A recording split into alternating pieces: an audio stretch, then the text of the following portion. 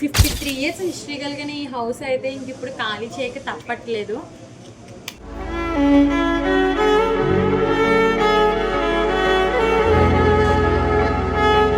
ఈ హౌస్ ఎప్పుడు కట్టారని మా పెద్దనాన్న గారిని అడిగితే 1973లో కట్టారంట. అంటే ఇప్పటికే ఆల్మోస్ట్ 53 ఇయర్స్ అవుతుంది.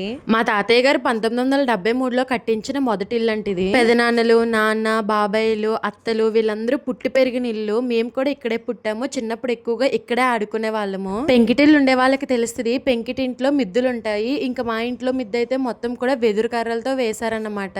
వర్షాల కారణంగా ఈ ఇంట్లో ఉండడానికి కొంచెం ఇబ్బందిగా అనిపించి ఇంక ఇంటిని అయితే ఖాళీ చేసేస్తున్నాము. ఎంతైనా తాతయ్య వాళ్ళు కట్టించిన మొదటిల్లు, నాన్నాళ్ళు పుట్టి పెరిగిన ఇల్లు కొంచెం ఎఫెక్షన్ ఉంటుంది. అది తీస్తుంటే అందరూ ఎమోషనల్ అయిపోయారు.